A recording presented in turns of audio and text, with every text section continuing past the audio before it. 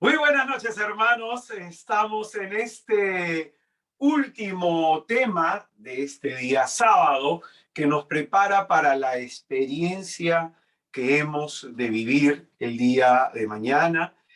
Bendito sea nuestro Señor Jesús por tu vida.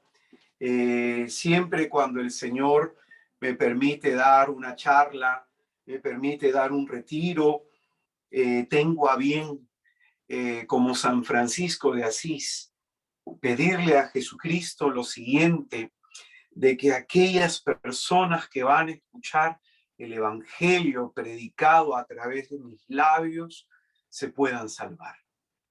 Esa es mi oración al Señor por ti, por tu hogar, por tu familia, por los tuyos. Él conoce lo que hay dentro de nosotros.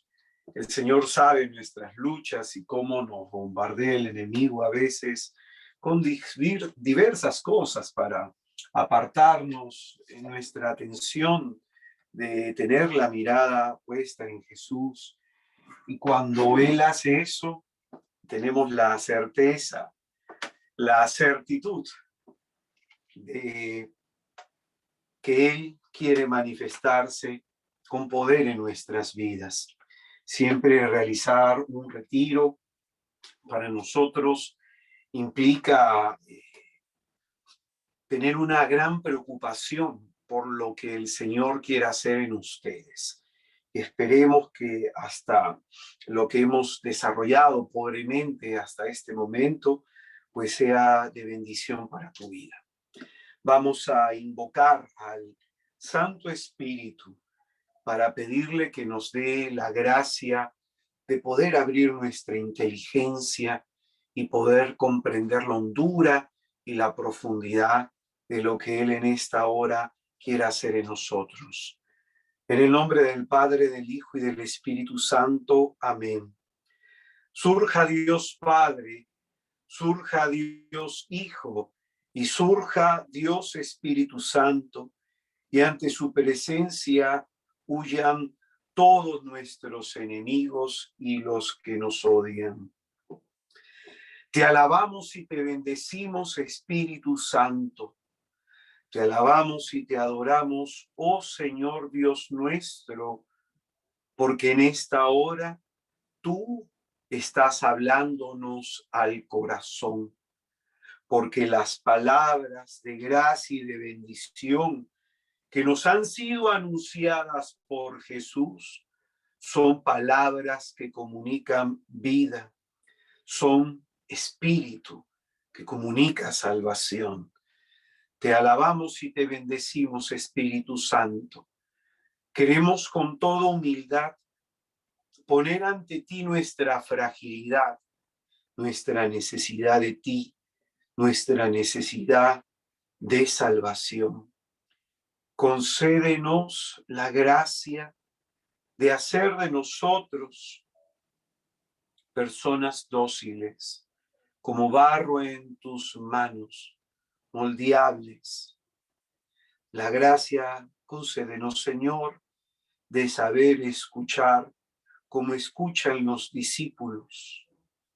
Abre nuestra inteligencia y ayúdanos a superar todo obstáculo que pueda haber en nosotros, tanto espiritual como psicológico. Te pedimos, Señor, que nos liberes de todo influjo diabólico,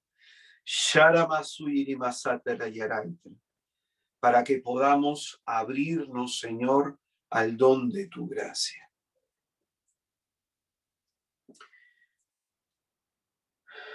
Dios te salve, María, llena eres de gracia, el Señor está contigo, bendita eres entre las mujeres, y bendito el fruto de tu vientre, Jesús.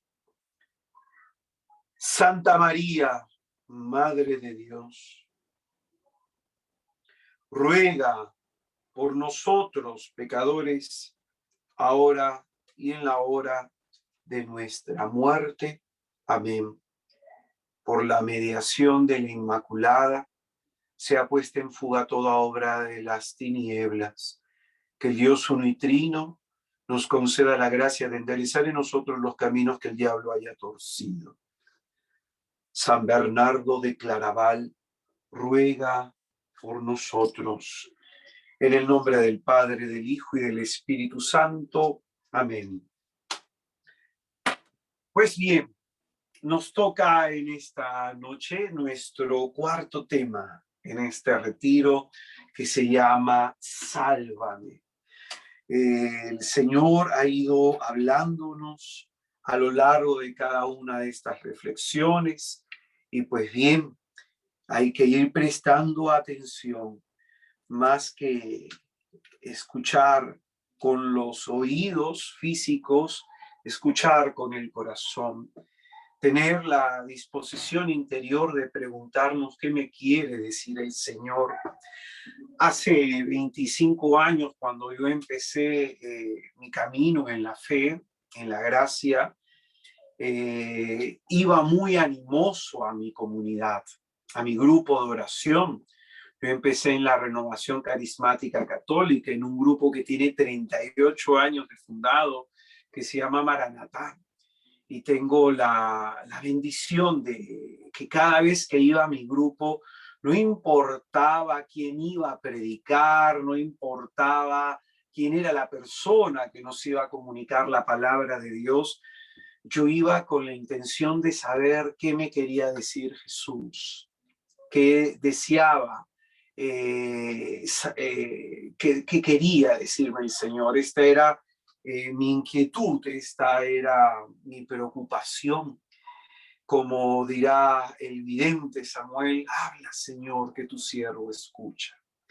Vamos pues a pedir esta gracia, que el Señor nos dé esta oportunidad de escuchar sus palabras de gracia y de salvación, porque las palabras del Señor son espíritu y comunican vida, como a veces se le hace a los niños en el ritual del bautismo. Se les hace la señal de la cruz en los oídos cuando se realiza el exorcismo menor y se dice Efatá, ¿no? O en algunas traducciones es Efetá, en el hebreo es Efatá, que significa ábrete. Pediré al Señor la gracia de que se abra nuestros oídos, nuestro corazón para acoger su palabra. Pues bien, vamos a desarrollar este último tema que se llama Dios está planeando salvarte. Juan capítulo 3, versículos del 12 hacia adelante.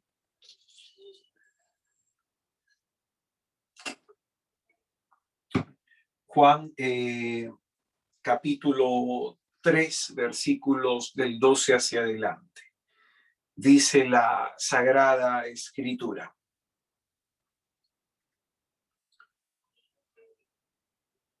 Y como Moisés elevó la serpiente en el desierto, así tiene que ser elevado el Hijo del Hombre, para que todo el que crea tenga en él vida eterna. Porque tanto amó Dios al mundo que dio a su Hijo unigénito, para que todo el que cree en él no perezca, sino que tenga vida eterna. Porque Dios no ha enviado a su Hijo al mundo para juzgar al mundo, sino para que el mundo se salve por él. El que cree en él no es juzgado, pero el que no cree y está juzgado porque no ha creído en el nombre del Hijo unigénito de Dios. Es palabra del Señor.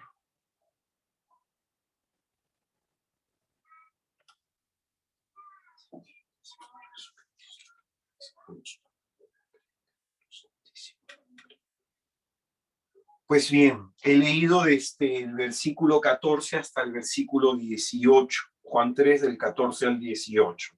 Es lo que he leído. Pues bien, hasta aquí hemos contado 3 milagros que Jesús realizó. 2 curaciones físicas y una conversión. Y en los 3 casos hemos encontrado esta expresión: tu fe te ha salvado. Lo que nos muestra que la salvación no solamente tiene que ver con la restitución de la salud del hombre a nivel físico o a nivel espiritual o a nivel psicológico. La salvación no solamente tiene que ver con la curación, la salvación también tiene que ver y tiene principalmente que ver con nuestra conversión. La hemorroísa nos ha enseñado que ella tocó a Jesús más que con su mano, tocó a Jesús con su fe. Mientras los demás oprimían a Jesús, solo ella lo tocaba. Bartimeo nos ha enseñado un modo específico de orar, nos ha enseñado cómo clamar a Jesús, cómo invocar con fe el santo y bendito nombre de nuestro Salvador. Dios nos da a conocer su nombre para que podamos llamarlo, para que podamos pedir su auxilio en el día de la angustia. Y la mujer pecadora pública nos muestra que la fe está en esos gestos de amor que tenemos para con Jesús. Sabernos pecadores, necesitados de salvación, es cosa muy importante para poder experimentar la ayuda de Jesús, para poder experimentar su poder salvífico. Todos estos casos nos muestran que estas personas tuvieron una experiencia con el divino poder de nuestro Salvador Jesús. No fue casualidad, no fue coincidencia que Jesús pasara en un momento por la vida de estas personas. Él que ha venido a buscar y a salvar lo que estaba perdido, nos muestra que no es coincidencia, sino providencia, no es casualidad, sino causalidad. Es el Señor buscándonos, es el Señor queriendo siempre salvarnos, es el Señor tomando la iniciativa siempre, es el Señor planeando salvarnos. Pensaba, ¿qué te puedo contar? ¿Qué testimonio personal te puedo contar sobre alguna experiencia de salvación que yo pueda haber tenido, que en este momento pueda ayudar tu fe? Y pensaba en lo último que hizo el Señor en este contexto a mi favor y a favor de mi familia. Antes que la pandemia explotara, hace más o menos unos 3 años, ya había coordinado a fin de el último año antes de que empezara la pandemia, hacer una tercera misión a Alemania. En las 2 primeras misiones, en donde habíamos estado en distintas zonas de Alemania y habíamos estado en Suiza, el Señor nos permitió alcanzarle su evangelio a muchas personas y hubieron experiencias muy gratas de salvación, testimonios de hermanos que encontraron una experiencia con Jesús en estos servicios y pues bien coordinamos una tercera misión. Para el mes de diciembre que se había coordinado esta misión, ya en Europa se estaba manifestando los brotes de COVID y ya en algunas zonas se comenzaban a utilizar las mascarillas. Pues bien, cuando voy a esta zona a orar, a evangelizar, yo le pregunté al Señor si Él quería que fuese. En medio del contexto que se estaba dando, habían personas que me habían exhortado que no vaya, habían personas que me habían dicho, hermano, la cosa se va a poner complicada ya, mejor no vayas. Entonces, consideré estas advertencias en una sana prudencia y me puse a orar, me puse a clamar al Señor, le pedí al Señor una palabra que me hablara, que me dijera, que me confirmara esta misión, que me dijera si debía ir para allá o no.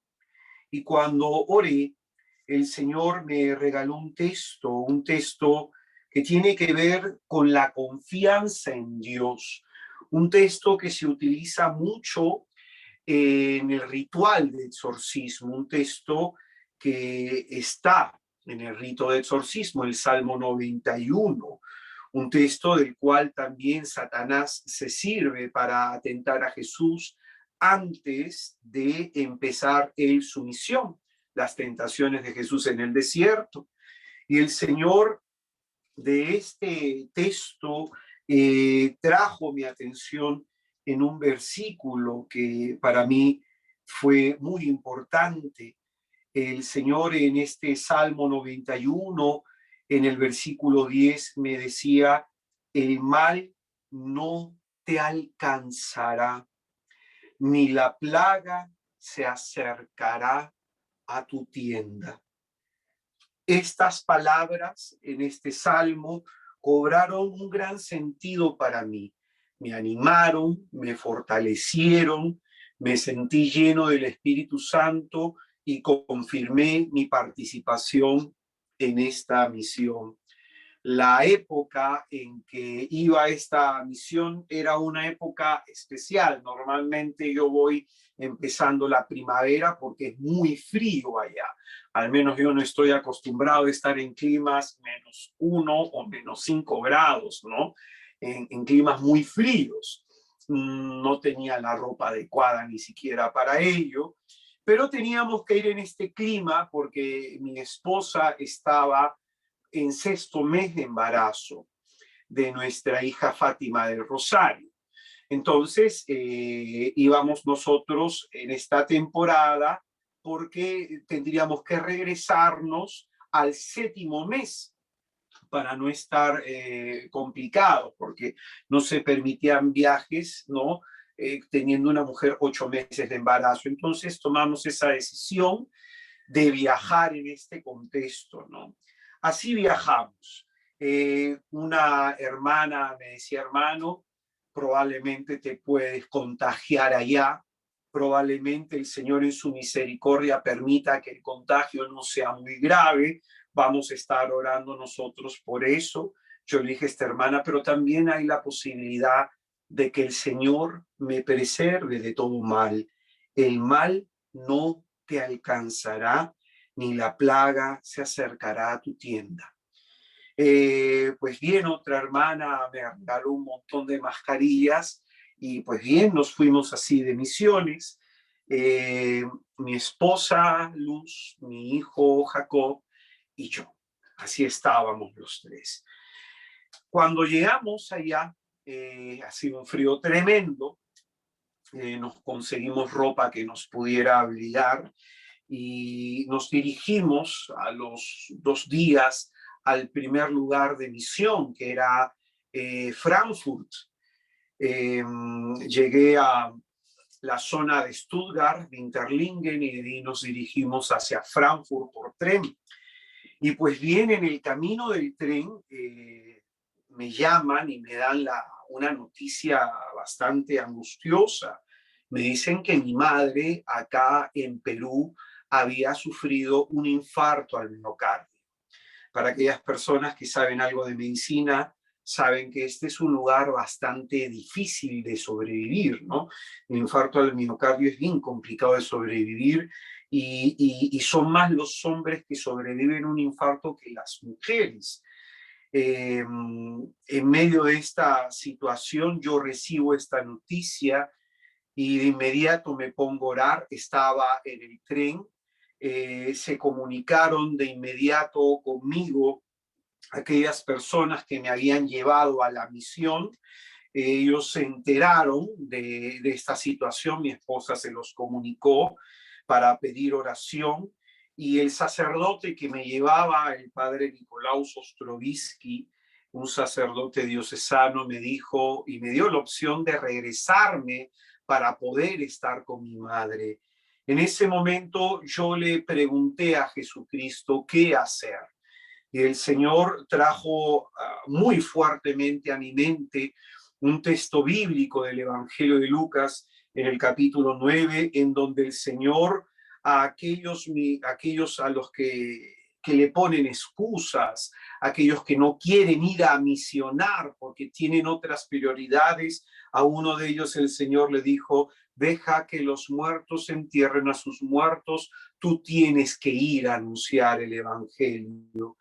Y habiendo acogido estas palabras en mi corazón, le dije a la hermana en aquel instante, le dije: hermana, continuamos con la misión.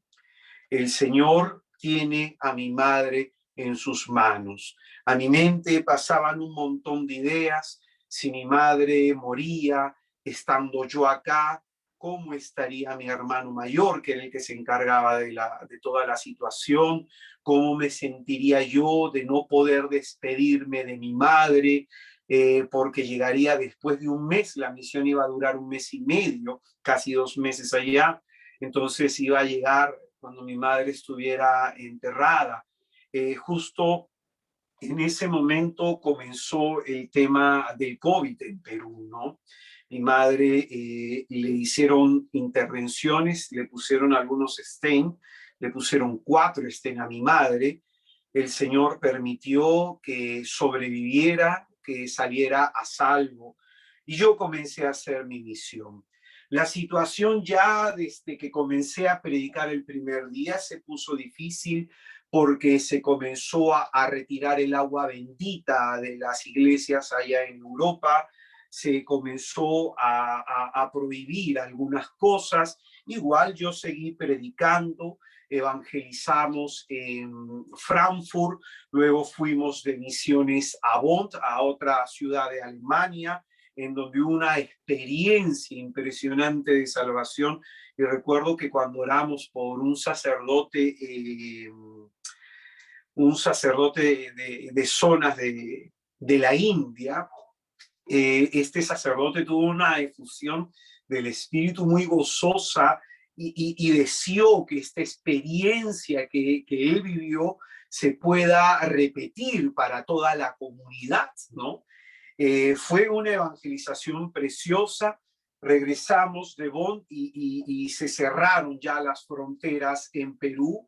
No solamente en Perú, teníamos que salir de misiones hacia Suiza, pero también se cerraron la zona de Suiza. Entonces regresé hasta Winterlingen, terminé de dar un retiro de sanación. Y en ese momento el gobierno alemán decreta que estaba prohibida la movilización, prohibido las reuniones sociales, y en ese momento tuve que suspender algunas cosas que se tenían que dar, como era una jornada de sanación para toda la gente en un pueblo, ¿no? Ya no se podía ir a Suiza, no había posibilidades de entrar. Entonces, en ese momento, con las personas que estábamos ahí, creímos que era conveniente ya tratar de regresar, porque no se podía ya evangelizar. Estar ahí de pronto para mí era lo menos importante. Normalmente cuando salgo a hacer misiones no hago turismo, no me preocupa tanto eso, me preocupa anunciar a Jesús, hablar de Jesús. Entonces hago acompañamiento espiritual, oro por la gente, voy a una casa, a otra casa, predico aquí sin cansancio, ¿no? Sin cansancio, sin tiempo para descansar. porque hay urgencia de anunciar el Evangelio. Entonces, en medio de ese contexto, se nos canceló el vuelo de regreso a Perú, ¿no? A través de la aerolínea se nos dijo que se cancelaba el vuelo. Nos comunicamos nosotros con la embajada de Perú, ¿no? En Berlín, y de pronto nos dijeron que iba a salir un vuelo de repatriación desde la zona de Frankfurt, ¿no? Entonces fuimos hacia Frankfurt, nos llevaron por tierra, el tema estaba medio complicado, un hermano manejó, nos llevó en 3 horas de viaje hasta allá. Estuvimos en el departamento de una hermana esperando ese vuelo. Se nos dijo que ese fin de semana se nos iba a repatriar, entonces nosotros estuvimos preparados y el vuelo se canceló. Y así se cancelaron unas 3 veces. El gobierno de Perú no deseaba que ingresaran vuelos de Europa, no deseaba, ¿no? Entonces muchos nos quedábamos en una situación bastante complicada. Europa es caro vivir ahí. Una semana más o menos en comida, ni una semana, 5 días de comida, más o menos nos costaba alrededor de 150 euros. Es decir, estamos hablando pues de en aquel entonces más de 500 soles, ¿no? Para comer, para vivir con mi familia. Bendito sea el Señor Jesús, que los hermanos a los que habíamos evangelizado se enteraron de nuestra situación y nos llevaron comida, nos llevaron ropa, nos llevaron víveres, ¿no? Algunos nos dieron donativos económicos, hubieron personas que eran cristianas de otras denominaciones y comenzaron a ayudarnos. Vimos pues el cuidado y la protección del Señor en ese momento. La situación se comenzó a complicar en Alemania, se cerraron tiendas, se cerraron negocios, nosotros estábamos ahí, no sabíamos qué iba a hacer y estaba pasando un mes. Mi esposa cumplía 7 meses de embarazo.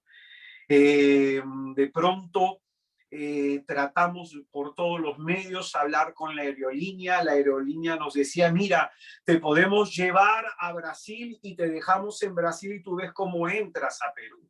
Y en Brasil el tema estaba muy complicado, tuve que evaluar las posibilidades porque irme con mi mujer con 7 meses de embarazo a la aventura, a un país que no conozco, que tampoco hablo el idioma, ¿qué iba a hacer ahí?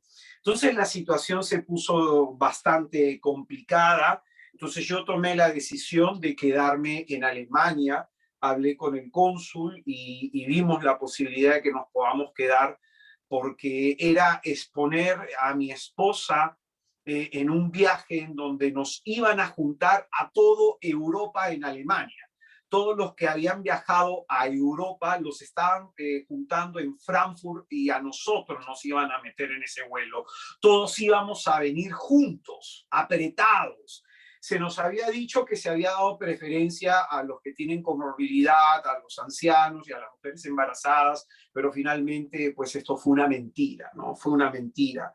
Yo evalué las posibilidades de quedarme en Alemania, sabiendo lo costoso que iba a ser.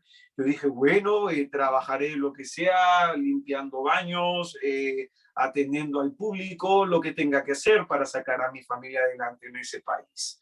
Y de pronto, en medio de ese contexto, las cosas se comenzaron a complicar un poco más, ¿no?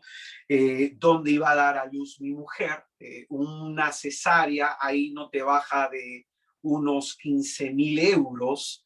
Un parto natural estaba alrededor de unos 4.000 a 6.000 euros.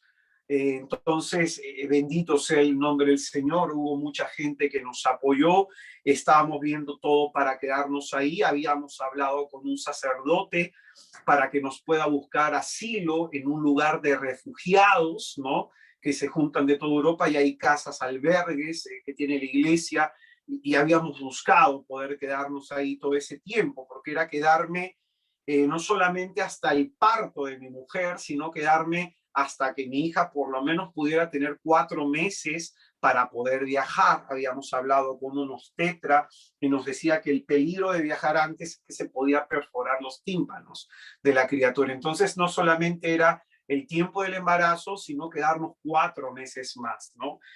Teníamos que ver el tema de visa, comenzamos a hacer todo ese trámite, comencé a ver el tema de la ecografía, pedir asistencia médica para un lado, para otro lado. Finalmente veíamos pues que las cosas se nos ponían un poco complicadas. Se nos dijo que si nosotros rechazábamos la oportunidad, porque hubo un vuelo humanitario de repatriación con estas condiciones que te digo, ¿no? En donde había la posibilidad, que era muy alta, que se contagiara a mi mujer que estaba embarazada, a mí no me interesaba, o que se contagiara a mi hijo, que en ese momento estaba teniendo 3 años. Entonces tomé la decisión porque se me dijo lo siguiente: si ustedes, se me explicó esto el cónsul, si ustedes deciden quedarse aquí en este país habiendo este vuelo de repatriación, ustedes pues van a aparecer como desobedientes, como que están rechazando la ayuda de su propio gobierno. Es más, se nos acusó en la embajada, en el consulado de Berlín, de haber planificado todo esto para que mi hija naciera en Alemania. Es más, yo tuve que presentar que regresando a Perú, después de esta misión, yo tenía que ir a un congreso de exorcismo y oración de liberación en Costa Rica al siguiente mes. Entonces tuve que presentar las obligaciones que tenía que hacer acá, los viajes, las misiones que tenía. Sin embargo, pues se dio esta situación y estábamos a una semana de ese vuelo de repatriación. En mi corazón había esta preocupación que se enfermara mi esposa, que pudiera perder la criatura, y la otra preocupación era mi niño, porque a mi esposa le podía poner una mascarilla, podía ver la forma como protegerla a ella, pero cómo proteger a mi niño. Es más, ensayaba algunas cosas, me ponía una manta y le decía a mi hijo, juguemos a la cuevita, y trataba de tenerlo la mayor cantidad del tiempo ahí protegido, ¿no? Porque decía, al menos esto tratar de hacer en el avión, pero no resistía una mascarilla, mi pequeño. Entonces, mi esposa en ese contexto tuvo pues una crisis de pánico, preocupada por qué le iba a pasar. Yo, mi preocupación no se lo decía a mi mujer para no angustiarla, pero sí se lo decía a Jesús. Todos los días oraba. Me arrodillaba ante el Señor en el pequeño espacio que había, me iba a orar a la cocina mientras mi esposa, con la persona con la que nos atendía, que es una hermana de comunidad, en un departamento de un dormitorio vivíamos los 4, ¿no? Eh, Estaba yo preocupado por tomar la decisión correcta, estaba preocupado porque me decían que incluso ante una situación así yo podía ir a la cárcel. Entonces, en ese contexto, decidí orar al Señor, decidí pedirle al Señor una palabra. Le decía, Señor, ayúdame, ayúdame. Y venía a mi mente este texto: el mal no te alcanzará, ni la plaga se acercará a tu tienda. Pues bien, en ese contexto decidí viajar. Yo toda esa semana a espera del viaje estaba muy preocupado por mi hijo. Me venían a la mente pensamientos: ¿y qué le pasa a mi hijo? ¿Y si mi hijo se muere? ¿Y si a mi esposa le pasa algo y le da un aborto?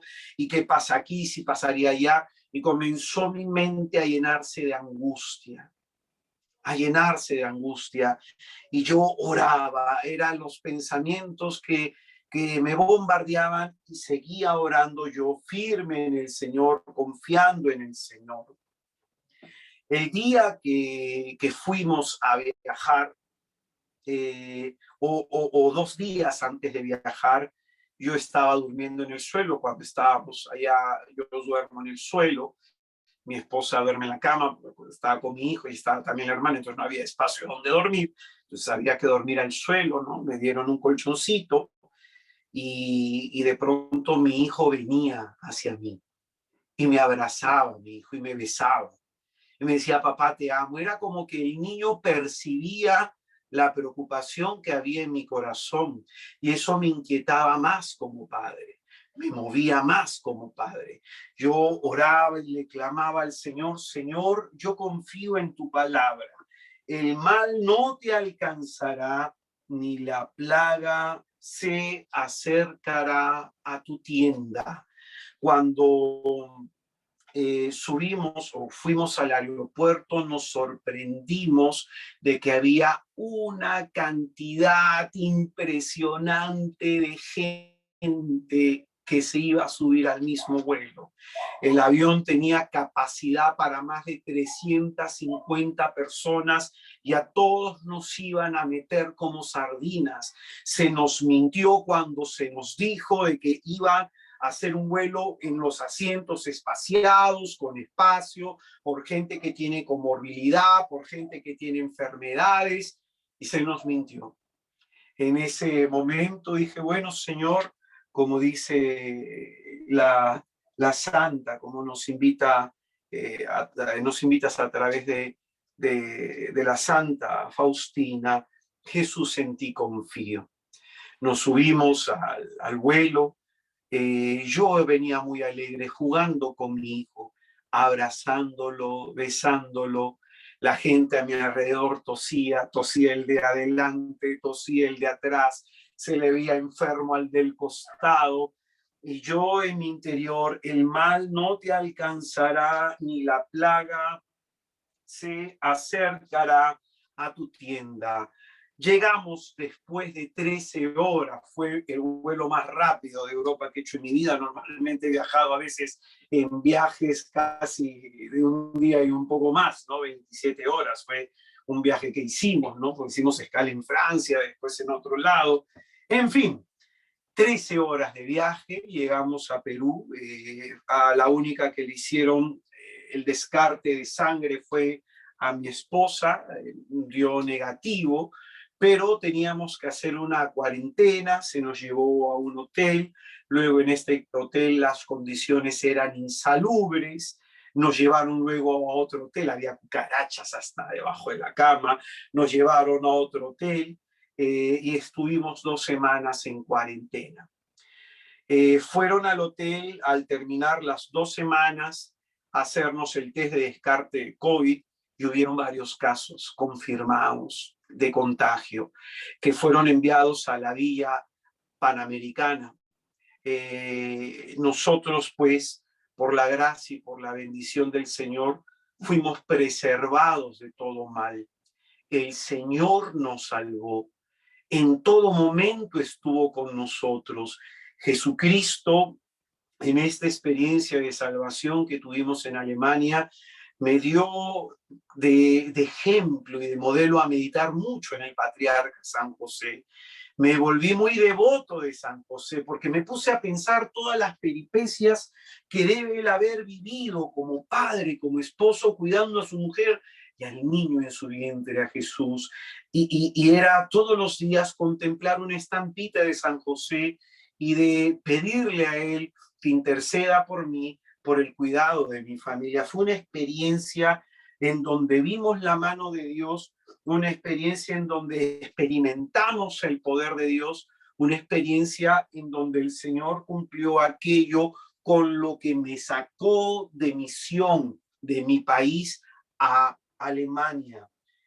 El mal no te alcanzará, ni la plaga se acercará a tu tienda. Esta experiencia de salvación es la que yo vivo con Jesús. Él es mi auxilio, Él es mi socorro.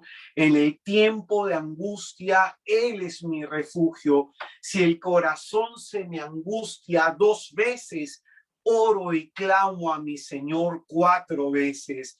Si el corazón se me angustia 5 veces, oro y clamo a mi Señor 10 veces, porque he experimentado su salvación tantas veces a lo largo de mi vida. Tengo 46 años, 25 años siguiendo a Jesucristo y sé que el Señor es fiel. He experimentado su salvación, he visto su poder, no solamente en mi vida, sino en la vida de aquellos a los que Él me ha permitido servir. Hermanos, no es casualidad que estemos viviendo este retiro, no es coincidencia, sino providencia. Es la causalidad de Dios que quiere salvarte, que tiene palabras de salvación para contigo. Jesús realmente nos quiere salvar. Nos quiere salvar de muchísimas situaciones que se convierten aquí en este mundo en causa de sufrimiento y de dolor para nosotros. Jesús nos quiere salvar de nuestros miedos, de nuestras tristezas, de nuestras angustias. Jesús nos quiere salvar de nuestro egoísmo, de nuestras mentiras, de nuestra soberbia. Jesús quiere salvarnos de una vida sin sentido, de una vida de apariencias, de una vida de soledad y de abandono. Jesús quiere salvarnos de nuestras humillaciones y de toda injuria. Él quiere salvarnos de nuestros pecados, quiere salvarnos del diablo y de su maligno y perverso poder, quiere salvarnos de la condenación eterna, quiere salvarnos de vivir una vida sin Él. Por eso Dios toma la iniciativa, como dice el texto que acabamos de leer en el comienzo de esta pobre reflexión del capítulo 3 de Juan, el versículo 16. Porque tanto amó Dios al mundo que dio a su Hijo unigénito para que todo el que crea en Él no perezca, sino que tenga vida eterna. En el Evangelio de Juan, tú vas a encontrar que muchas veces se repite esta expresión, vida eterna. Y de manera principal en el capítulo 10 como en el capítulo 11 se nos presenta un Jesús poderoso que da vida a los hombres. Y cuando se nos habla de vida eterna, no se nos está solamente hablando de un futuro escatológico, una vida tras la muerte, vivir eternamente en la presencia de Dios, sino que se nos enseña en el Evangelio de Juan que para aquellos que creemos en Jesús y aceptamos su salvación, comenzamos a participar de esa vida de Jesús. Experimentamos esa vida nueva de la que va a hablar el apóstol San Pablo. Desde esta vida comenzamos a tener esta experiencia de salvación que se completará plenamente cuando vivamos en la presencia gloriosa de Jesús. Jesús quiere realmente salvarnos. Dios toma la iniciativa y envía a su Hijo a salvarnos. ¿Sabes por qué? Porque lo que hace Dios es siempre planear cómo salvarte. Y resalta eso, por favor. Dios siempre está planeando cómo salvarnos.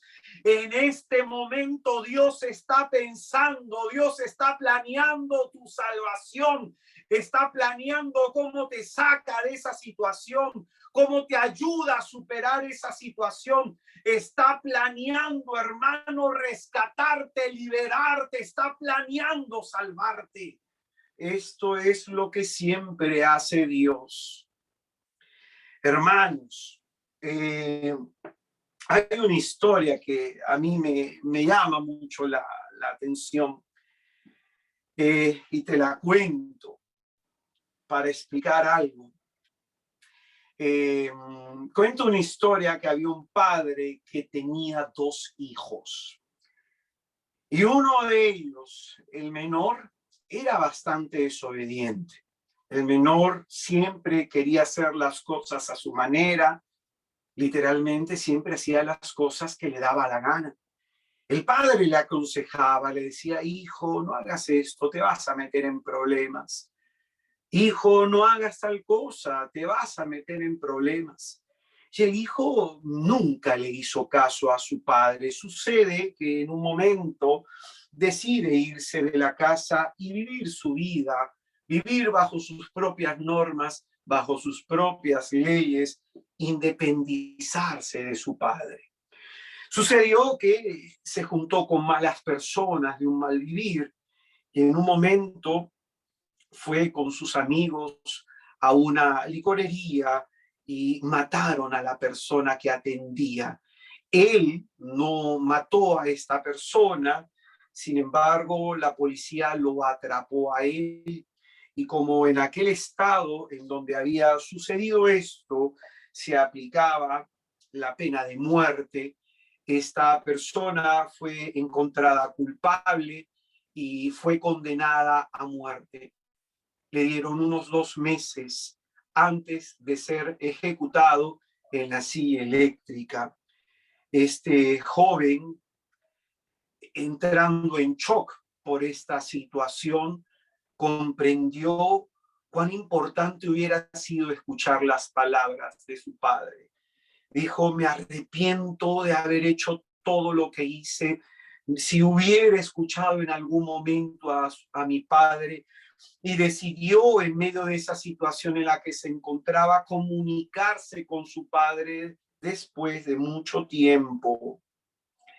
El padre de manera inmediata fue a visitar a su hijo, habló con su hijo y el hijo le dijo al padre: padre mío, tengo miedo porque voy a morir.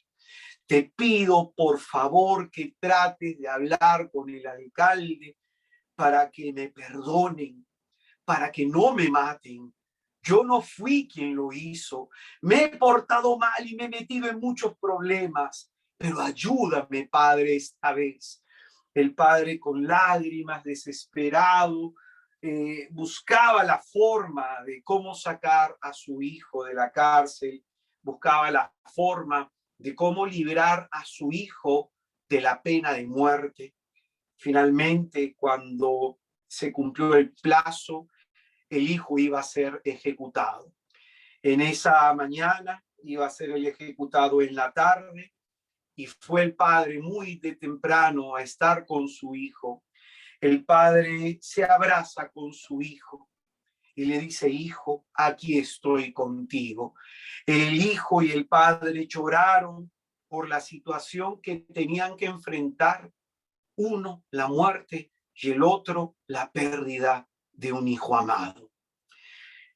El hijo se abrazó muy fuertemente a su padre y cuando estaba de camino a la silla eléctrica, él simplemente cerró los ojos y dejó que su padre lo guiara.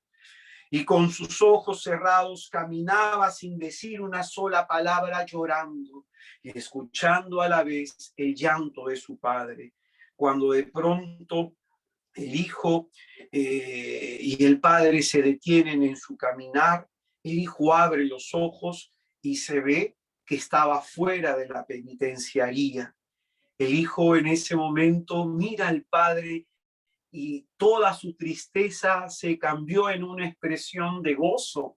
Y le dijo: padre, gracias, me pudiste salvar, me sacaste de la cárcel, me salvaste de la pena de muerte. Gracias, padre, le comenzó a agradecer. Y en ese momento el hijo se dio cuenta de que el padre no estaba alegre, estaba triste. Y el hijo le dice: papá, ¿dónde está mi hermano mayor? Y en ese momento el padre agacha la cabeza y le dice, las personas que te habían condenado querían que alguien pagara tu delito. Y tu hermano en este momento se está entregando por ti para que mientras tú estás saliendo en libertad, tu hermano dé su vida por ti. Él muere para que tú salgas libre. Pues bien, esta historia tiene que ver con nosotros, con el Padre y con Jesús. Hay una escena, si has visto la película La Pasión, hay una escena muy conmovedora, en que se aprecia cuando Jesucristo muere en la cruz, que es como si fuera a llover en el cielo. Y de pronto se ve que cae una gota de lluvia, que en realidad, en lo que quiere enseñarse en la película, es el llanto del Padre.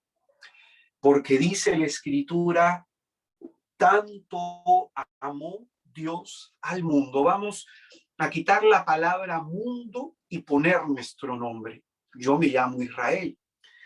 Tanto amó Dios a Israel que dio a su Hijo unigénito para que Israel crea en él y no perezca y tenga vida eterna. El Padre amado, por amor a nosotros, entrega a su Hijo amado, a Jesús, por nosotros. Es decir, Jesucristo paga nuestros delitos, paga nuestra pena. Él paga por el mal que nosotros hemos cometido. El texto profético de Isaías, el cuarto cántico del siervo de Yahvé, Isaías capítulo 53. En el versículo, voy a leer desde el 52, versículo 14 de Isaías. El profeta va a describir la pasión de Jesús. Este texto que te voy a enseñar, cuando estaba el etíope de Candace leyéndolo, el etíope pregunta, ¿este pasaje el profeta está hablando del mismo o está hablando de otro? Y Felipe, el diácono, el gran evangelista, el gran misionero, le dice, este pasaje habla de Jesús. Isaías capítulo 52, versículo 14 dice, del mismo modo que muchos quedaron asombrados al verlo, pues estaba tan desfigurado que no parecía un hombre, ni su apariencia era humana.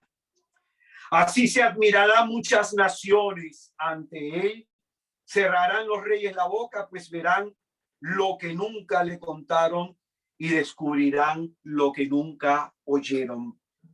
Escucha bien, la noche en que Jesucristo fue capturado, en esa noche van a decir muchos místicos que todos los demonios salieron del infierno para oprimir a Jesucristo.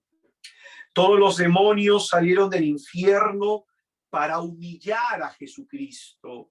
Los judíos cuando oran, oran en pie.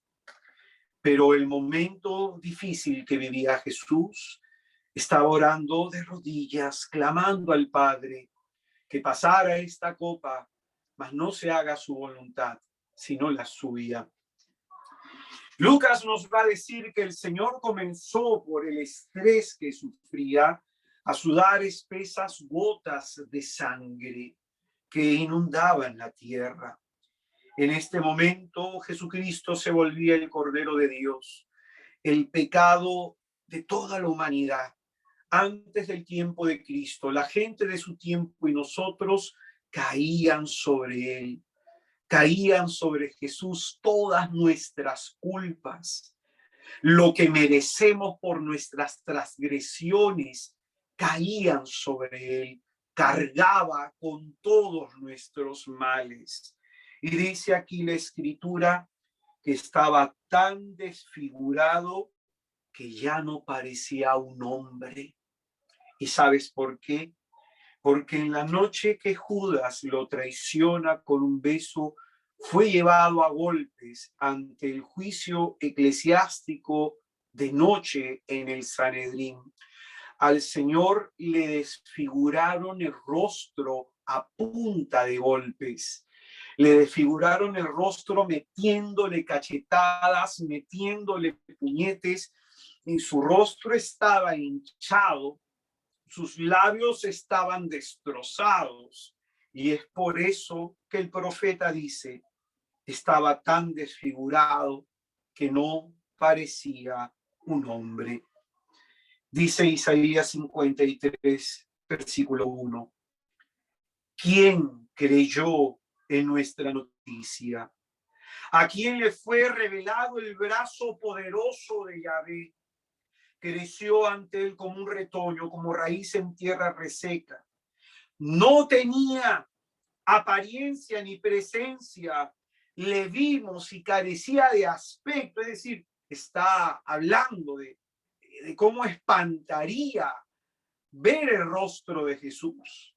Cómo espantaría ver su rostro de lo desfigurado que estaba. No carecía de aspecto que pudiéramos estimar. Despreciado, marginado, hombre doliente y enfermizo. Incluso algunas traducciones dice hombre tratado como la basura de los hombres. Así a veces tratamos al Salvador, como de taparse el rostro para no verle, despreciable, un don nadie. Ese es Jesús, tu Salvador. Y es que en este contexto se nos muestra que Él vino a salvarnos, y a los que ha venido a salvar somos muchas veces quienes lo despreciamos. En el momento en que Jesús fue llevado a Poncio Pilato y se dio su sentencia de muerte, en ese momento fue llevado al pretorio romano. Con el Señor utilizaron un tipo específico de azote. Se daba aproximadamente 31 azotes a aquellas personas que eran azotadas, ¿no? Por la pena que era sancionada a Jesucristo, ¿no? Por sedición. Sin embargo, con nuestro Señor utilizaron un tipo de azote que se llama flagellum. El flagellum es un espolón de acero que tiene garras a los bordes y se hace con una soguilla hecha del tendón del caballo. Y este azote, a la hora que se lanza y cae sobre la carne, se clavan los espolones, y a la hora que se jala, abre la piel. Abre la piel. Según lo que nos muestra el Sinté, el manto de Turín, es que el cuerpo de Jesucristo no hubo un lugar en donde no hubiera recibido un azote, porque Jesucristo no solamente fue azotado 31 veces, el Señor fue azotado más de 70, más de 90 veces. Su carne estaba abierta. Algunos místicos al cual el Señor se les ha mostrado, el Señor les decía que habían partes de su cuerpo en donde se exponían los ligamentos, en donde se exponían las costillas. Al gran San Bernardo de Claraval decía que la herida que más le dolía, la llaga donde más le doliera, el hombro derecho en donde soportó la cruz, porque estaba literalmente el hueso expuesto, completamente expuesto, y los nervios ahí. El Señor fue azotado completamente desnudo. Hay marcas de los azotes que cayeron en el rostro. A Jesucristo los soldados romanos se ensañaron con él, movidos por el diablo. Le arrancaban la barba a tirones y de pronto utilizaron para coronar a nuestro Salvador una corona de espinas que trenzaron. Esta corona de espinas fue clavada en la cabeza. Y escúchame bien, la cabeza es el lugar en donde hay más capilares. Entonces una herida allí hace que uno literalmente se desangre, bote mucha sangre, ¿no? Hay que hacer una presión y una compresa para que la sangre deje de fluir. Entonces, al Señor le pusieron y le clavaron una corona de espinas que, según el Evangelio de Mateo, dice que con una caña comenzaron a golpeársela y a martillársela en la cabeza para que las espinas se claven más. El rostro de Jesús estaba completamente lleno de sangre, la nariz rota, los labios rotos, y algo se muestra en el manto, que es lo que llegan a decir algunos místicos.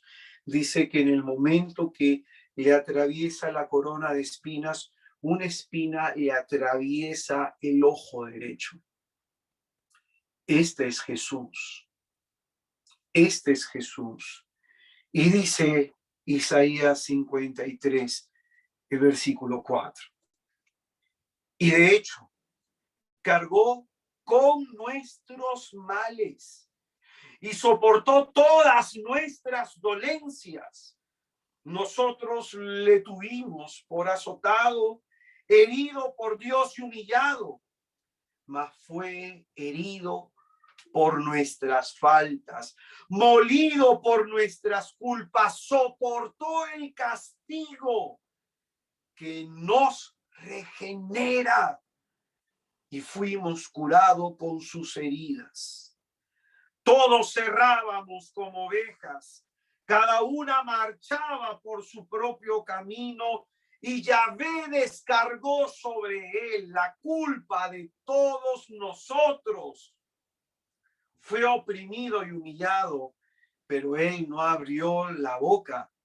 Como cordero llevado al degüello, como oveja que va a ser esquilada, permaneció mudo sin abrir la boca, detenido, sin defensor y sin juicio. ¿Quién se ocupó de su generación? Fue arrancado de la tierra de los vivos y herido por las rebeldías de su pueblo. Pues bien, después de que Jesucristo fue azotado, fue coronado de espinas, fue llevado al monte Gólgota, el monte Calvario. El Señor llevó sobre sus espaldas el patíbulo, que es un madero que debe pesar aproximadamente entre 40 a un poco más de kilos. Muchas veces el patíbulo se amarraba por la parte posterior de los brazos, entonces la persona lo llevaba de esta forma. Escucha bien, en la escritura, en los evangelios se nos dice que el Señor cayó 3 veces al suelo. Y si uno tiene las manos amarradas, lo primero que hace cuando uno cae es tratar de poner la rodilla, pero de ahí ya no se puede poner nada. Ese madero aplastó el cráneo de Jesús 3 veces. En el manto de Turín hay una gran mancha de sangre en esta zona de la cabeza, en esta parte. Y lo que van a decir muchos estudiosos, que el Señor le destrozaron el cráneo. Le destrozaron el cráneo.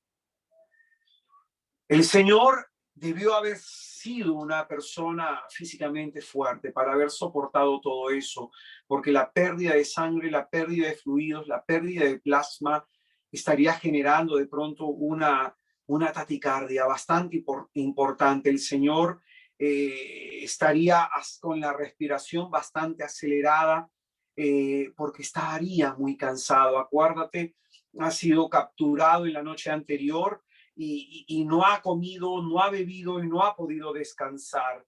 Por eso es que tiene necesidad de Simón de Cirene. Simón de Cirene le ayuda a llevar su cruz hasta el Calvario para que él fuera crucificado. La crucifixión romana. La crucifixión romana es uno de las formas en donde los romanos tenían de matar para provocar un gran impacto en las personas que vean esa muerte.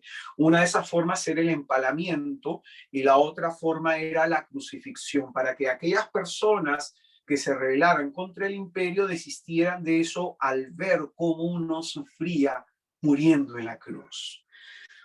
Pues bien, en la antigüedad se llamaba mano de la punta del dedo hasta el antebrazo.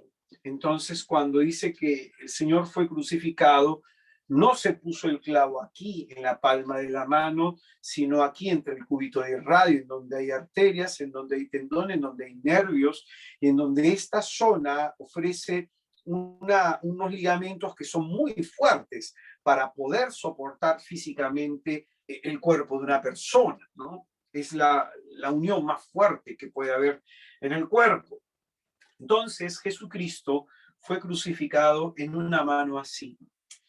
Para que la persona crucificada sufriera más, los romanos lo que hacían es que con el otro brazo, lo que hacían era romper la coyuntura del hombre, es decir, amarraban a la persona el brazo y jalaban al punto que se rompiera la coyuntura del hombro y procedían otra vez a clavar a la persona en esta zona para que a la hora que la persona estuviera crucificada le doliera, sufriera más y no pudiera mantenerse en esta posición como para poder respirar, sino que se descolgara y se cayera. Normalmente las personas que morían crucificados morían por una asfixia mecánica, morían ahogados en su propio sudor y en este caso Jesucristo iba a morir ahogado en su sangre. Para crucificar la parte de las piernas no era crucificada la persona de manera erguida.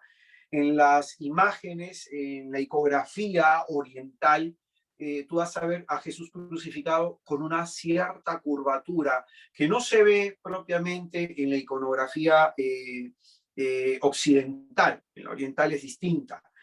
Y eso significa de que los pies eran elevados, eran como que la persona crucificada en cuclillas, semiarrodillada o algo así.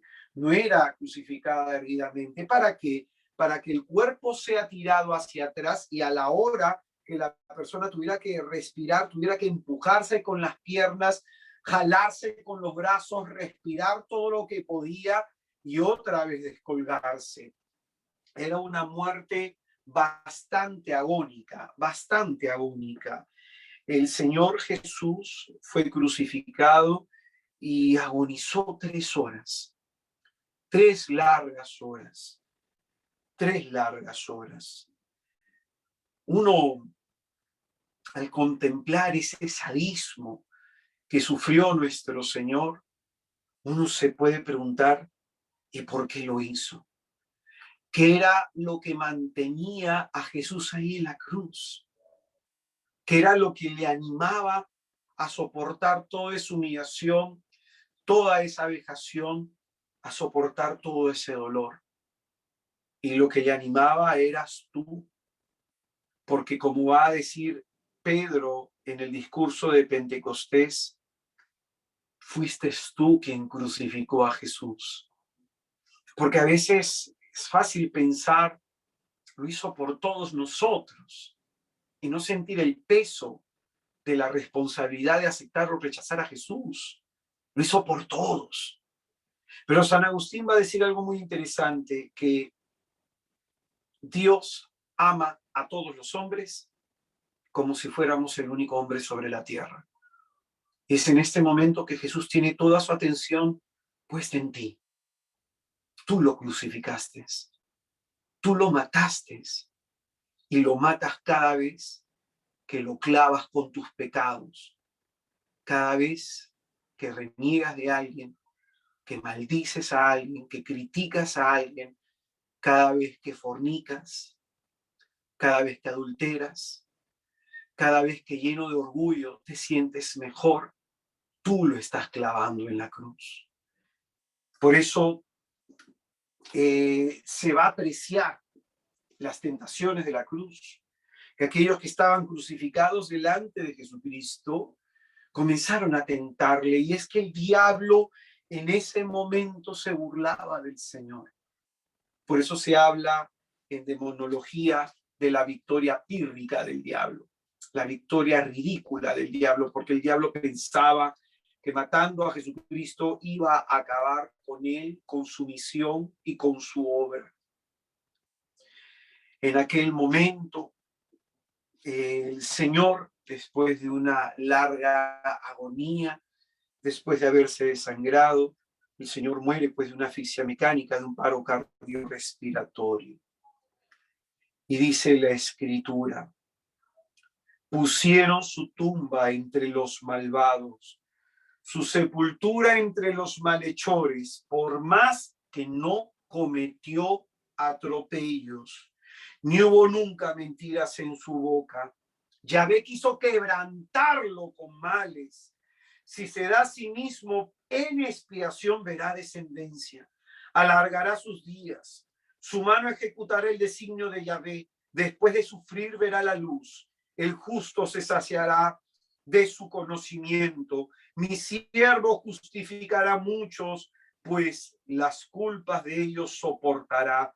Le daré su parte entre los grandes y con poderosos repartiré despojos, pues se entregó indefenso a la muerte y fue tenido por un rebelde cuando él soportó la culpa de muchos e intercedió por los rebeldes.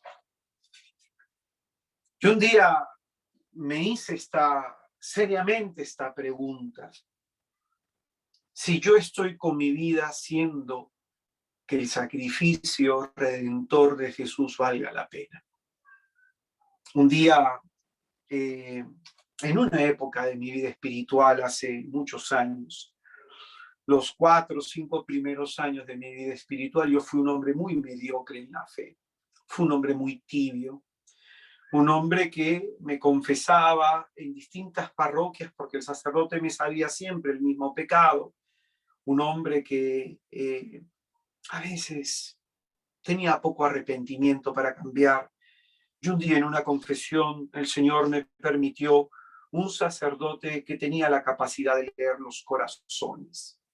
Y me dijo: yo no te voy a dar la absolución porque yo no veo arrepentimiento en ti. Así me dijo el sacerdote. Y bendito sea el nombre de Jesús, que haya más sacerdotes así, que puedan decir: no te doy la absolución porque no veo arrepentimiento en ti. Este sacerdote en ese momento recibió de mí mi desprecio. Le dije: ¿quién se cree usted? Porque yo he venido a pedirle perdón a Jesús, no a usted.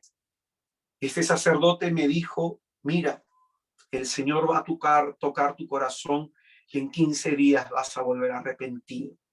Y yo me fui de ese lugar pensando en esas palabras. Y de pronto me fui a mi parroquia, la Santísima Cruz de Barranco. Y ahí hay una imagen de Cristo crucificado muy grande, muy real. Y recuerdo que llegué antes de las 6 de la tarde, fueran las 6 y algo, y me acerqué hasta el altar y miré la cruz. Y miraba la cruz pensando: tú no estás arrepentido. Y fue la segunda vez que el Señor me habló. La segunda vez que escuché sus palabras, su voz como un trueno. Y el Señor me dijo: bájame de esta cruz. Y yo le dije: ¿cómo, Señor? Y me dijo por segunda vez: bájame de esta cruz. Yo miraba a mi alrededor a ver si es que era alguien el que me estaba hablando.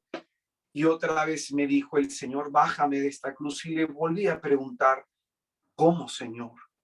Me dijo él: tus pecados y tus rebeldías me han subido aquí y aquí me han dejado clavado.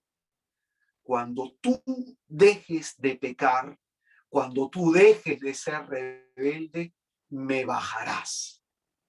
Y en ese momento no hice más que llorar, porque pude entender, fue por segunda vez que lo comprendí, que mis pecados lo dañan, que mis pecados lo hieren terriblemente. ¿Y cómo herir al que amas? En aquel momento comprendí aquello que va a decir el apóstol San Pablo en Romanos capítulo 5, versículo del 6 al 8. Romanos 5, del 6 al 8 dice: en efecto, cuando todavía estábamos sin fuerzas en el tiempo señalado, Cristo murió por los impíos, murió por nosotros los pecadores.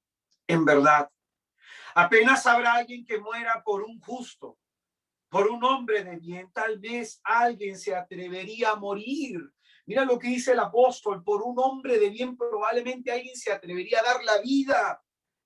Mas la prueba que Dios nos ama es que Cristo, siendo nosotros todavía pecadores, murió por nosotros. Cuando tú llegas a comprender esto, si el Señor te da la gracia en algún día de comprenderlo, tu vida ya no va a ser la misma. El pecado no te va a saber a lo mismo, como me pasó a mí. El placer, las cosas del mundo ya no van a tener el mismo sabor.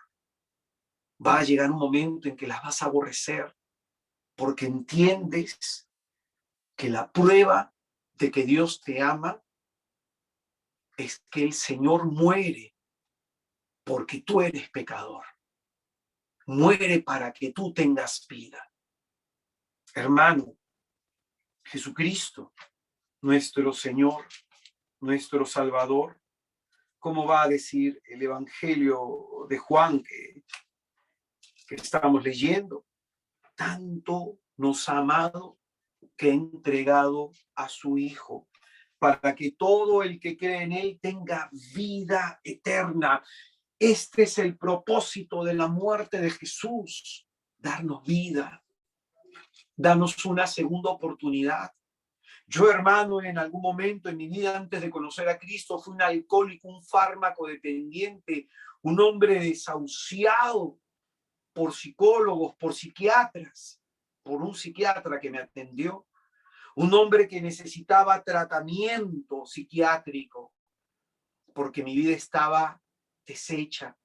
Y tú no sabes, hermano, cuántas veces yo le pedí al Señor poder irme como dos de mis hermanos al extranjero para empezar una nueva vida, alejarme de las amistades, alejarme de Lima, en donde me había perdido, pero se me negó, por la bendita gracia del Señor, 2 veces la visa.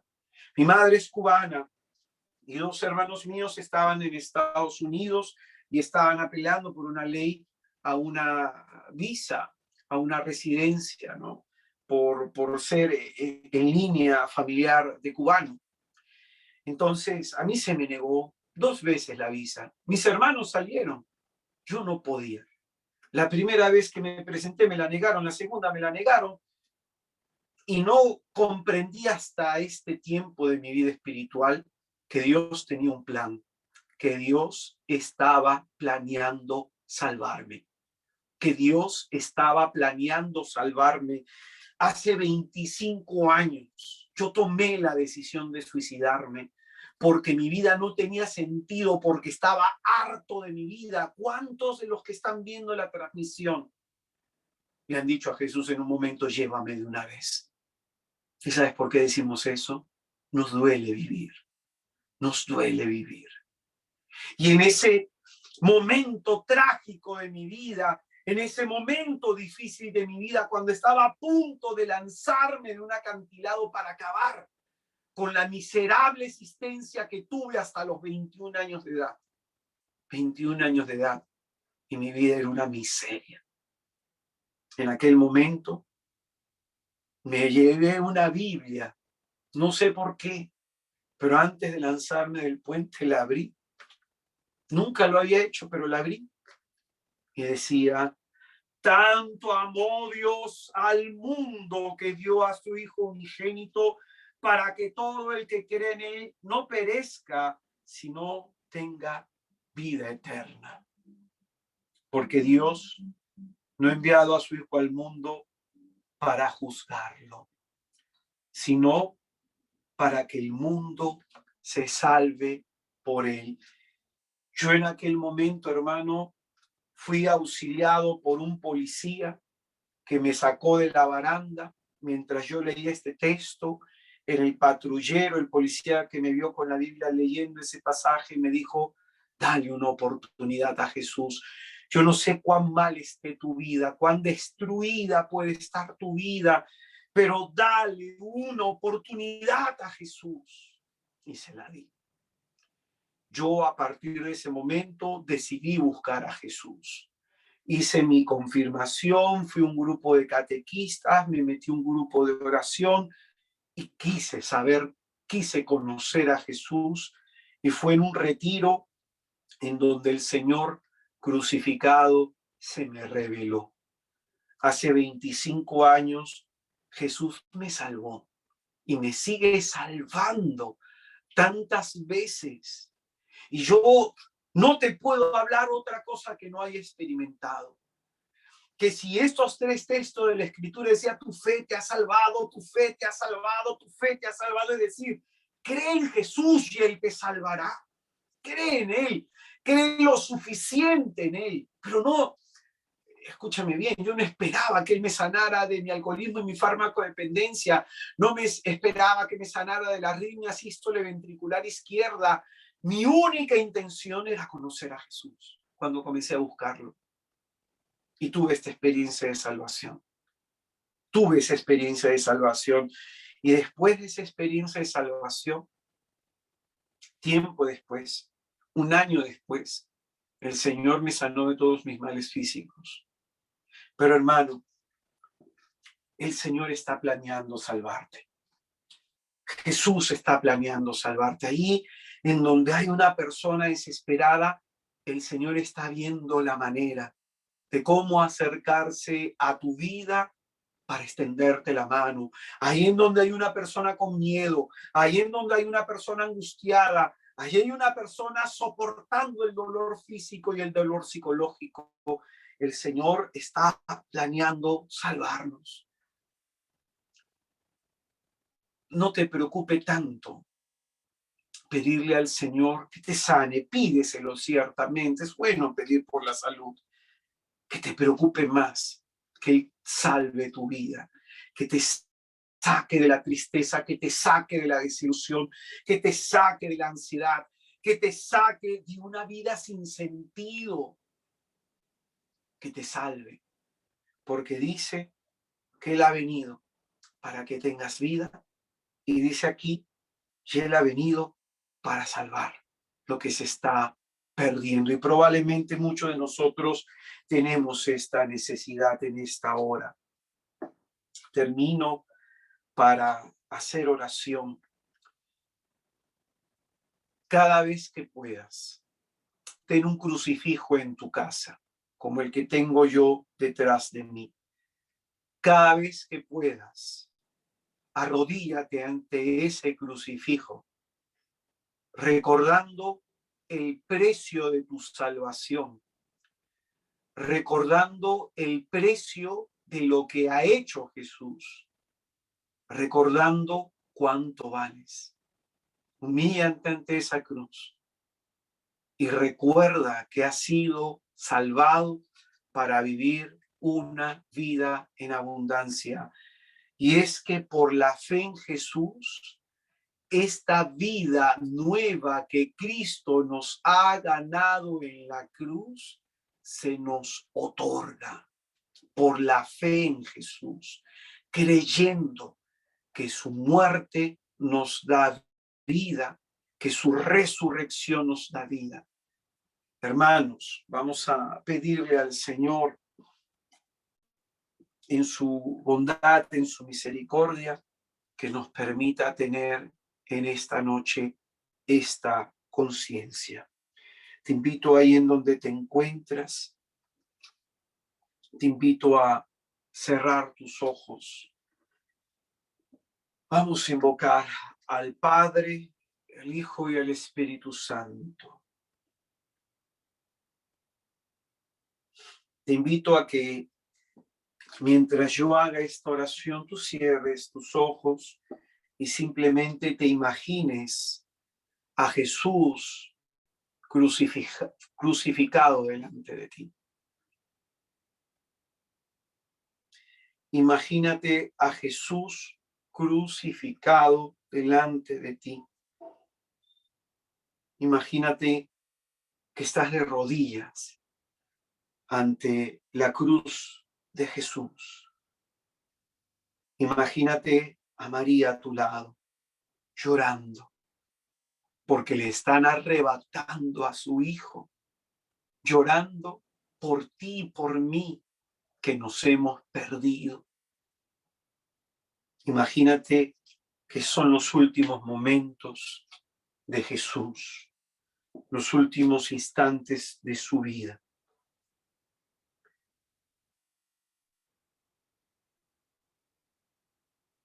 Hoy venimos, Señor, a los pies de tu cruz. Hoy venimos, Señor, en reconocimiento de nuestros pecados y delitos. Hoy venimos, Señor, reconociendo que nosotros te hemos crucificado con nuestras faltas. Amado Señor Jesús, te queremos pedir perdón por nuestros pecados. Te queremos pedir perdón por nuestros males, por haberte dañado tanto, por haberte rechazado tantas veces, porque han sido tantas veces las que hemos dejado de creer en ti. Señor Jesús, te pedimos que en esta hora derribes con el poder de tu Espíritu Santo toda fortaleza de mentira, de engaño, de confusión, de esclavitud espiritual, de presunción y de orgullo. Te pedimos, Señor Jesucristo, que nos laves profundamente con tu sangre.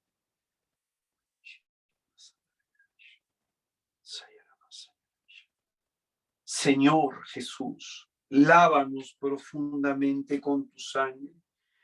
Ven, Señor, y derriba toda barrera interior que nos impida conocerte, que nos impida aceptar que somos pecadores necesitados de tu misericordia.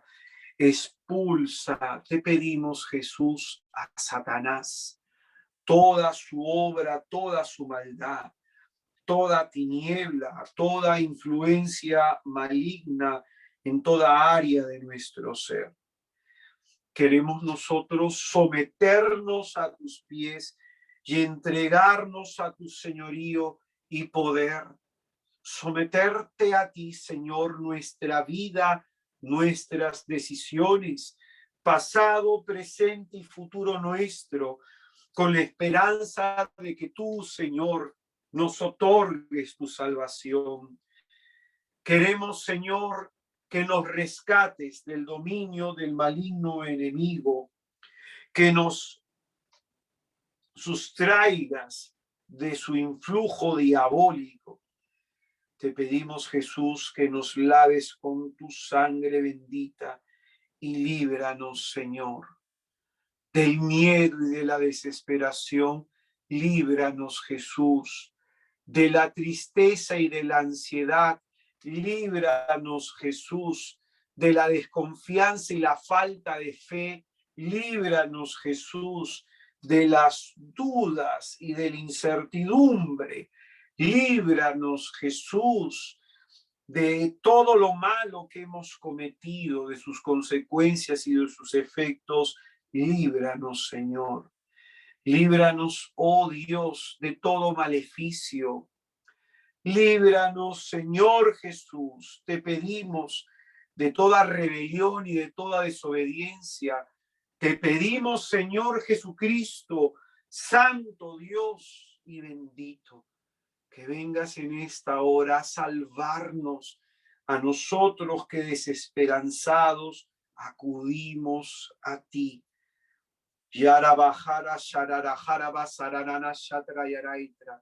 Jesús, sálvanos, Señor. Con humildad te pedimos que nos des el don de la salvación, que podamos en esta hora experimentar los frutos de tu redención, esa transformación interior, que podamos por tu divino poder acoger y experimentar esa nueva vida, Señor, que quieres para nosotros. Oh, amado Señor, danos vida a los que estamos muertos por nuestros pecados y delitos. Abre nuestras tumbas y sácanos de esa mortal oscuridad, Señor. Señor Jesús, de todo control mental que esté ejerciendo el diablo, libéranos, Señor. De toda forma de mal oculto, libéranos, Señor.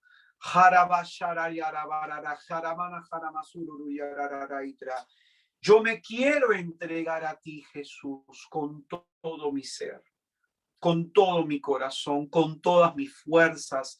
Quiero pertenecerte total y exclusivamente a ti, Señor Jesús.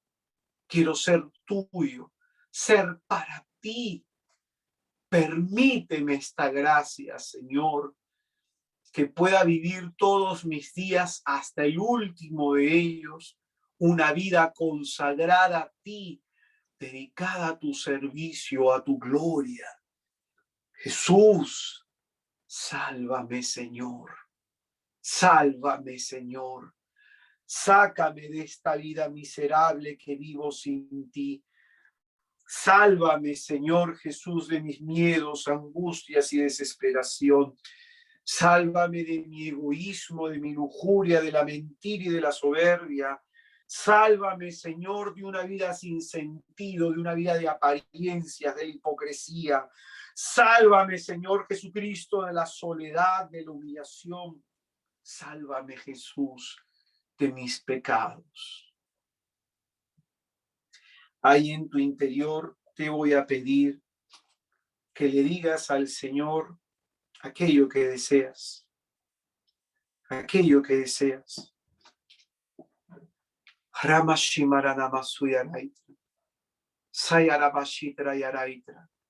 Harabanana haramasuntru yaraitra. Dile al Señor aquello que tú quieres, esa necesidad de salvación, exprésale a Jesús.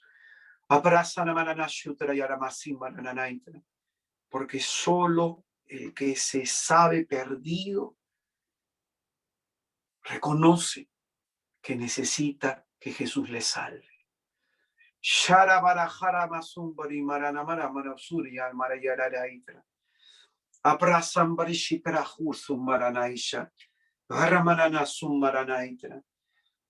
Bajo tu autoridad, Jesús omnipotente, nos ponemos, porque lo que es imposible para los hombres es posible para Dios.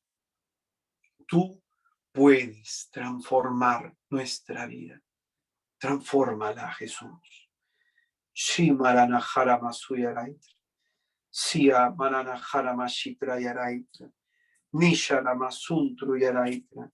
Señor Jesucristo, concédenos la gracia de vivir una vida lo más dignamente posible ante tus ojos, para que nuestra participación en la fe sea fecunda y eficiente. Gracias, Jesús. Gracias, Jesús, por este momento de oración. Gracias por estos días de retiro, Señor. Gracias por estar aquí con nosotros, Jesús. Que el Señor te bendiga y te guarde. Que el Señor Dios haga resplandecer sobre ti su rostro en el día de tu angustia. Él voltea hacia ti su mirada y que Él te dé el don de la paz, el don de la salud, el don de la esperanza. Que el Señor te conceda la gracia de vivir con tranquilidad, que te conceda en esta noche la gracia de dormir bien, de abrir tu corazón cada día más a Él. En el nombre del Padre, del Hijo y del Espíritu Santo. Amén. Hermanos queridos, hasta acá el último tema de este día que nos prepara para lo que vamos a enseñar el día de mañana. En cada uno de estos temas el Señor nos ha ido hablando.